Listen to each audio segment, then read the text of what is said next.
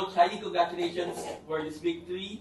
First, what are your thoughts about facing your former player, Raisa Palmeradi, and what are your thoughts about your first round performance as a whole? Of course, number one, I'm very happy no, na along the sideline, meron uling head coach na babae. And we want more women coaches to be coaching women's basketball sa UAAP and sa other leagues. With regards to our record of 6-1, I told the girls kasi this will be our last game of the first round and kumbaga this should be a momentum towards the second round. But unfortunately, we didn't play what we expected for them to play. Some other players na kailangan na nag-contribute, hindi masyado nag-contribute. So, but again, a win is a win. Yung mga constant denominator like Kent always performs naman. So, we need more players to show up, di ba? And help Kent for our succeeding games. And may I mention, of course, kaya nandito si CJ, she played really, really well today and hats off kay CJ. Job well done today. Thank you. CJ, you had Nara na. 5 points, 13 rebounds, 5 blocks, and 3 assists naman. So, ano man sa'yo, yun nga, maganda yung pinakita mo sa rebounds and sa depensa. So, ano yung masasabi mo sa binibigay ng kumpiyansa sa'yo ni Coach Heidi? CJ, ano masasabi mo?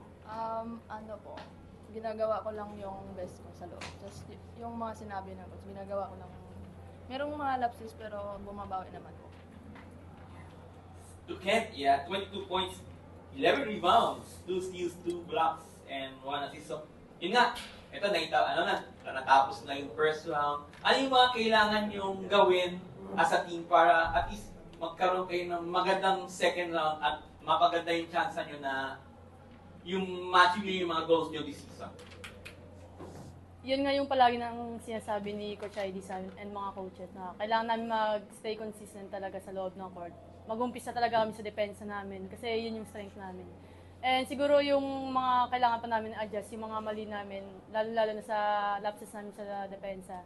And yung, ayun, aralin ko din yung mga turnover ko kasi masyadong marami ngayon. So, mahaba pa naman yung seasons, marami pa namang oras para maaral ko siya kung paano ko maging good player and good decision maker sa loob ng court. Thank you, Ken. Okay, the floor is open for questions. Coach, twice kayo hinabol from double-digit leads ng FEU. Siguro, looking at those moments, was it more adjustment po ni FEU or medyo may nag-lack po or meron parang nag-relax dun sa team?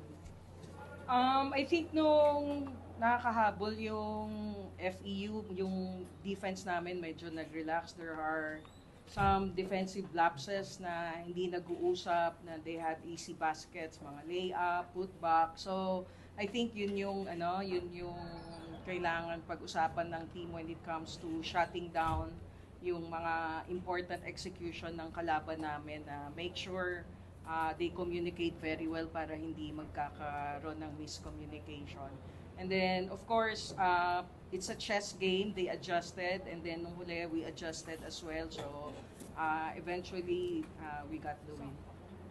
CJ, ano na lang siguro masasabi mo yung mindset mo dun sa laro? Kasi, yun nga, medyo hirap kayo makakuha ng other baskets apart from Ken, pero shift mo rin yung attention mo na sa defense ka rin, tsaka sa rebounding, mag-contribute sa laro mo. Ano po, naglaro lang ako ng maayos. Yung mga sinabi na coach na rebound lang ako, dito lang ako para yun. Ano na lang masasabi mo sa role mo sa team? Ano yung nakikita mong contributions mo every game na sinasabi din sa'yo ng mga coaches mo? Sabi palagi ni coach sa akin, mag-rebound lang ako, mag-depensa, box out, yun lang palagi sa akin, sinasabi. Kasi yung score, dadating lang naman yan sa akin. Yun ako.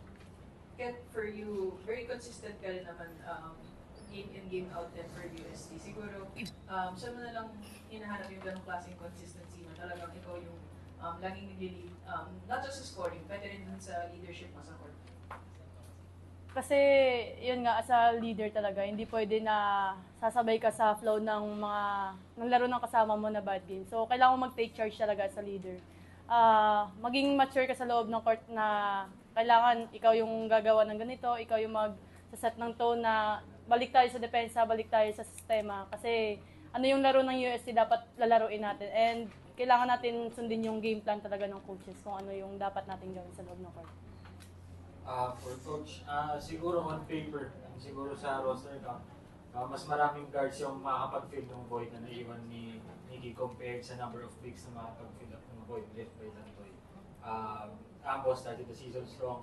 CJ coming through, double-digit rebounds past few games. So, ano na coach, parang siguro nagme-mirror yung kumbaga yung naging role and siguro iniwan ni Tantoy amongst the bigs. Yeah, at the start of the season, I told them na yung spot ni Tantoy will not be replaced by only one player, di ba? So they have to work hard para talagang mapunan yung nawala na role ni Tantoy sa akin sa team.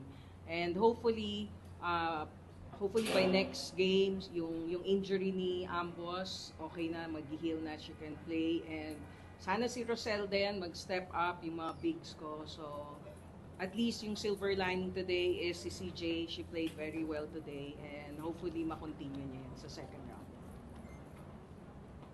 Yun, like, how are you happy right now sa development ni CJ as one of the centers ninyo sa team? What can you Of say? course, she's playing on her second year pa lang, di ba? And I know nung first year pa lang siya, she's a potential player na tutulong talaga sa UST. And slowly but surely, si CJ, she's getting her groove, knowing her role sa team, and getting the responsibility na nawala kay Tantoy. Congratulations!